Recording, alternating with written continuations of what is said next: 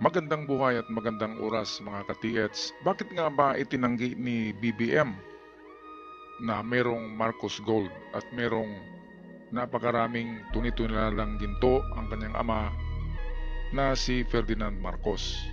Well, ito ang mga ebidensya dito sa bidyong ito na talagang itinanggi ito ni Bongbong Marcos, pero ito ay totoo na meron talagang ginto. Bakit nga ba itinanggi ito? Well, mamaya atin pag-usapan yan kung bakit niya itinanggi na merong ginto. Okay, so atin muna panoorin ang bidyong ito na kuha nung siya in-interview at sinabi niya na walang ginto. Gulat kami na pag pinag-uusapan yan at kung saan-saan daw nanggaling, kung saan-saan daw ginagamit.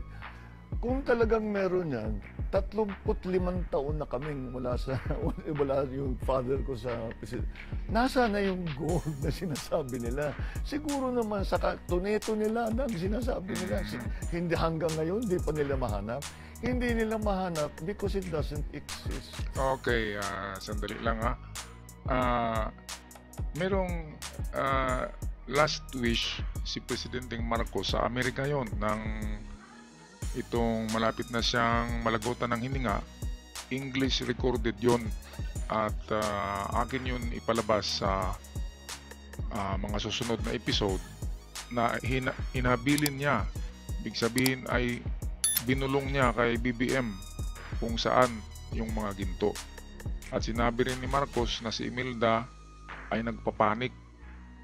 Kaya hindi niya sinabi ang detalye kay Imelda kung nasaan ang mga ginto. Kasi nagpapanik daw si Imelda. At si Bongbong Marcos ang pinagsabihan ni Ferdinand ng kanyang ama.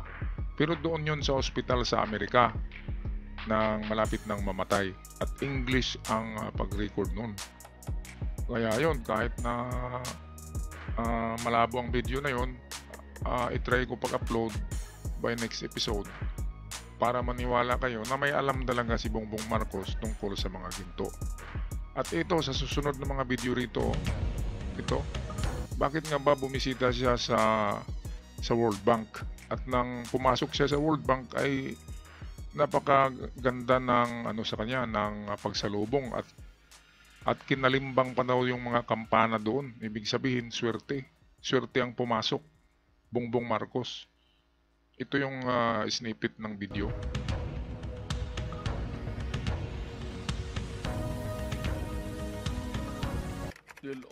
Ito naman yung ibang mga video na nagpapatunay na mayroong Marcos Gold. Kasama na dito si Duterte, nabigyan daw to eh.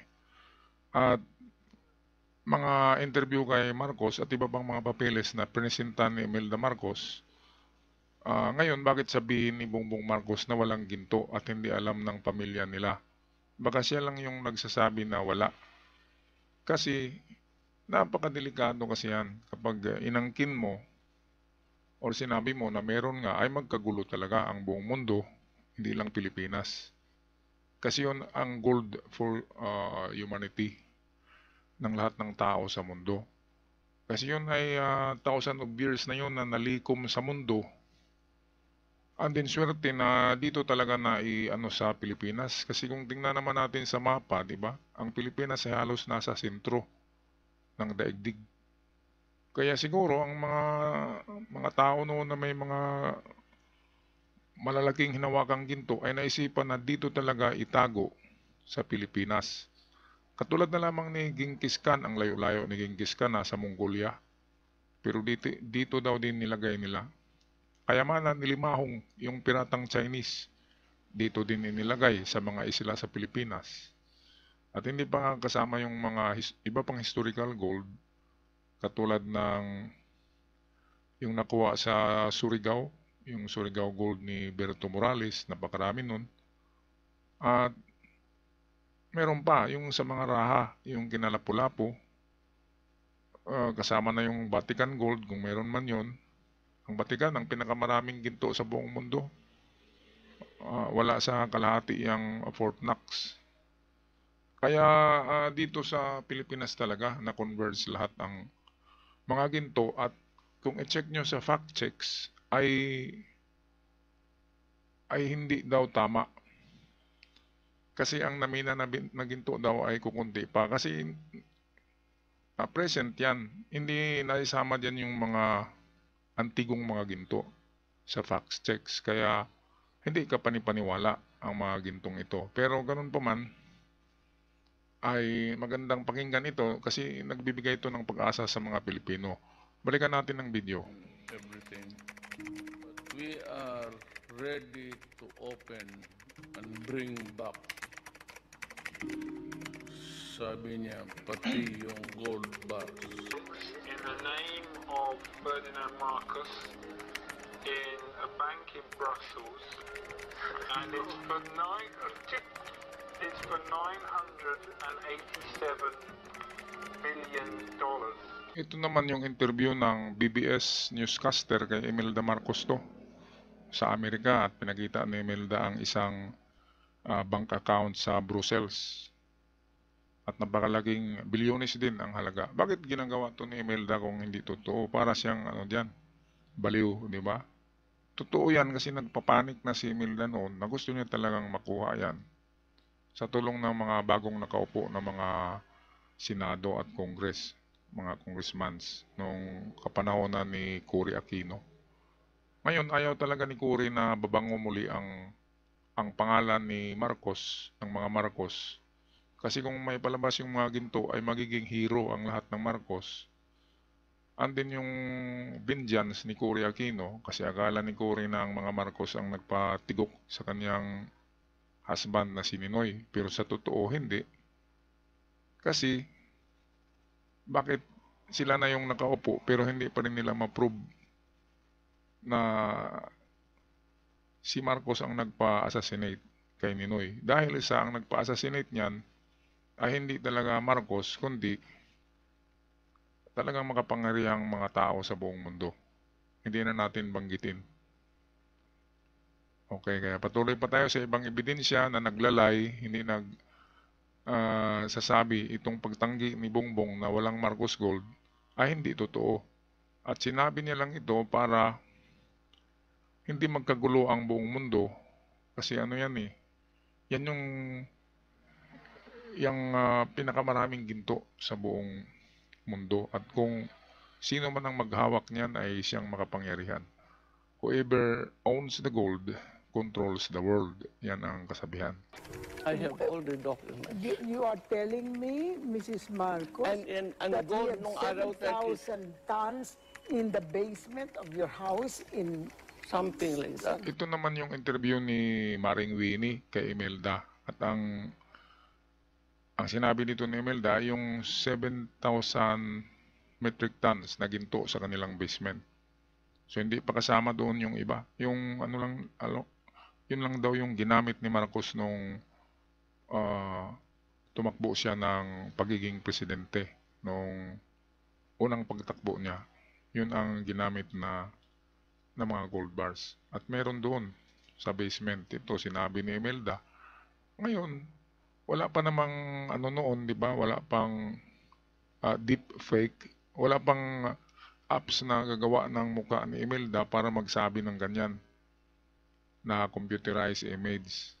Ito yung totoong mga video talaga na inangkin, sinabi, confirm ni Imelda Marcos na mayroon nga talagang mga ginto. At dito papakita na rin muli natin yung 170 accounts sa mga bangko sa buong mundo nitong Marcos Gold. Nakaposisyon na ni Marcos ang gold niya doon sa all over the country. He positioned it in 170 banks. Magaling si Marcos.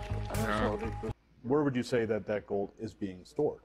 Ito naman si Karen Hoodies, isang lawyer ng World Bank noon. Attorney ito ng World Bank at alam niya lahat ang mga transaksyon sa World Bank. At ito hindi nga tayo makapaniwala dahil sabi niya napakarami talagang ginto. At alam niya kung saan nakalagay. Kaya sino ba naman itong si Karen Hoodies? Hindi naman ito Pilipino, hindi naman ito kamag-anak ni Marcos para sabihin na pabor siya kay Marcos, di ba? So dito, whistleblower lang ito siya. Sinabi niya pero meron ngang blind trust fund. Kaya tinatawag na blind trust fund ay hindi nagpakilala ang naghahawak ng kayamanan na yan. Hindi pinakilala, parang blind. At dito sinabi niya hindi si PBBM ang may hawak eh. Kaya mahirapan si PBBM sa pagkuha niyan kasi merong isang tao na German lawyer, banker na signatory ni Marcos. Ito si Wolfgang Strack, isang German. Kaya siguro hindi makuha-kuha ng mga Marcos ang mga ito. Baka nagtago itong si Wolfgang Strack na signatory ni Marcos. Ito ang sabi naman ni Karen Hodis. Atin pakinggan. 400,000 metric tons are in the Central Bank of the Philippines. There's over 200,000 metric tons in Union Bank of Switzerland. Wag na natin pag-usapan yung sa ibang bangko.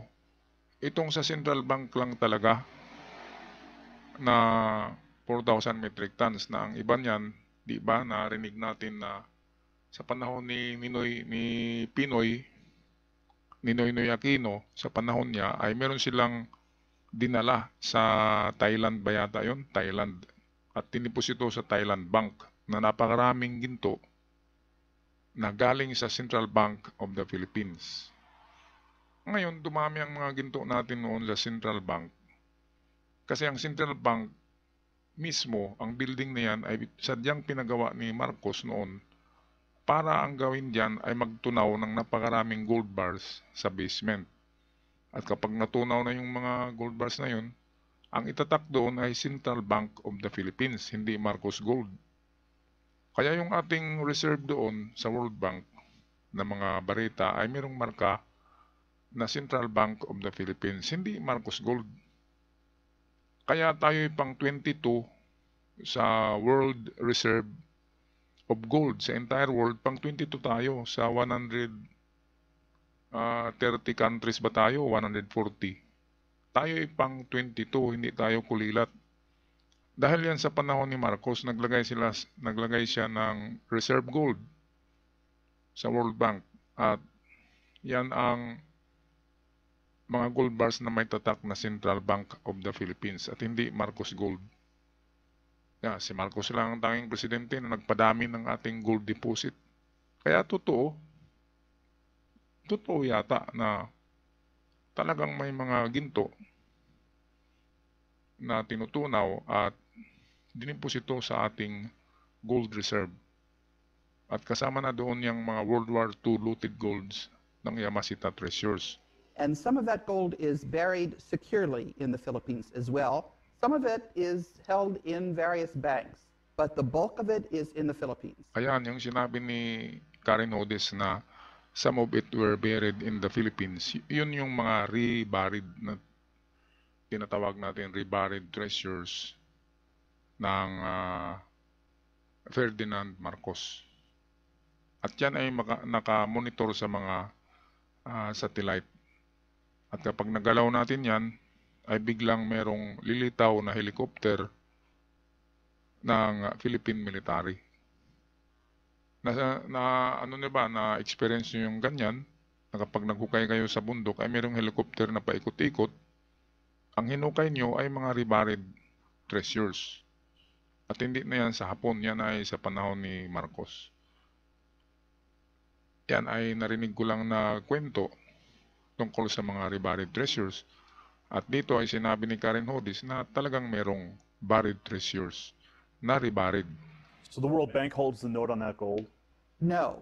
It is in a special trust account that was set up by Ferdinand Marcos, and the authorized signatory is a German banker lawyer by the name of Wolfgang Strack. Ayan, yun yung sinabi ko na Wolfgang Strack yung signatory ni Marcos at hindi sila BBM, hindi si Imelda.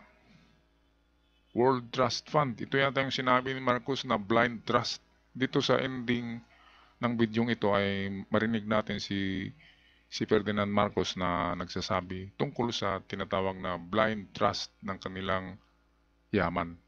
Balikan natin itong sinabi ni Karen Hodes, yung Wolfgang Struck. Ferdinand Marcos, and the authorized signatory is a German banker lawyer by the name of Wolfgang Struck.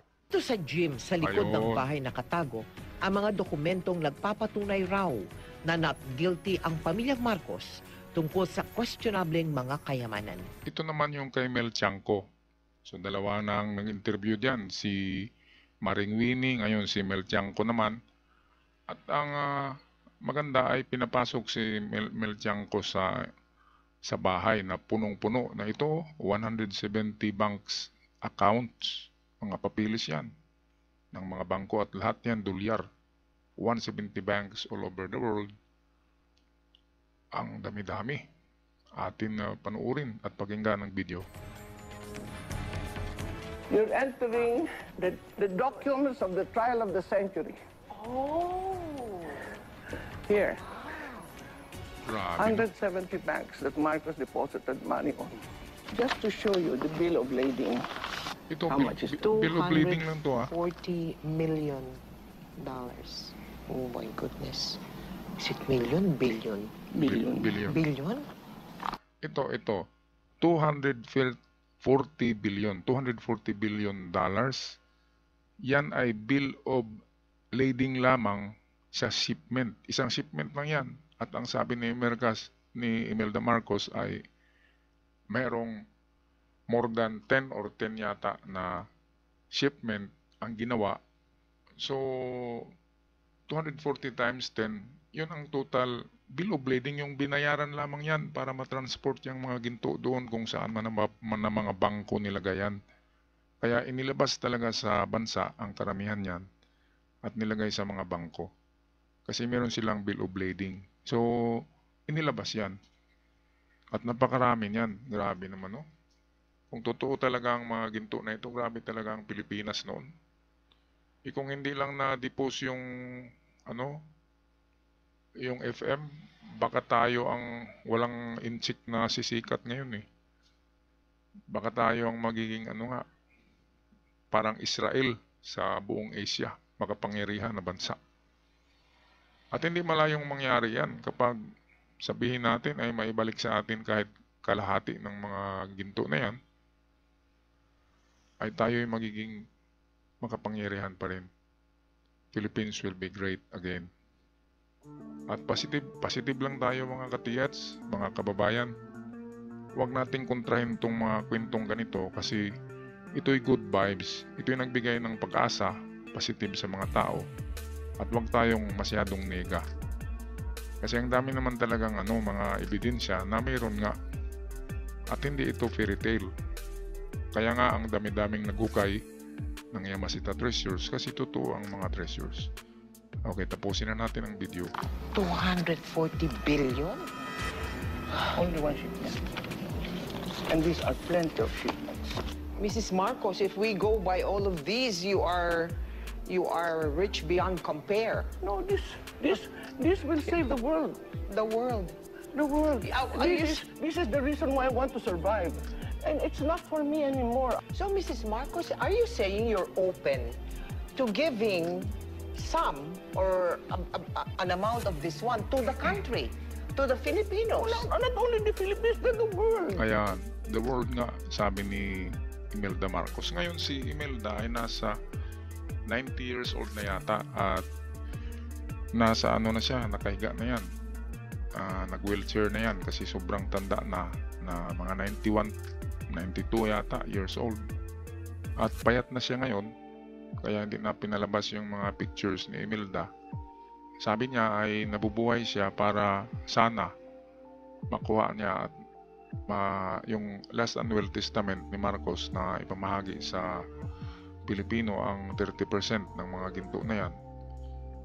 Na kung kinumpute natin ay bawat tao, bata, matanda ay mayroong 1 kilong ginto ayon sa mga mathematician kapag ibigay ang 30% of Marcos Gold sa sambayan ng Pilipino. At dito sa huling video clip na ito ay mapanood natin ang dating Pangulong Marcos na binabanggit niya dito ang tinatawag na blind trust. Atin panoorin at pakinggan ng mabuti. Perhaps I can tell you that the property of the Marcoses has been brought into a blind trust. And not a 2020 blind trust either. It's a real blind trust. And we don't know exactly how that blind trust operates the property.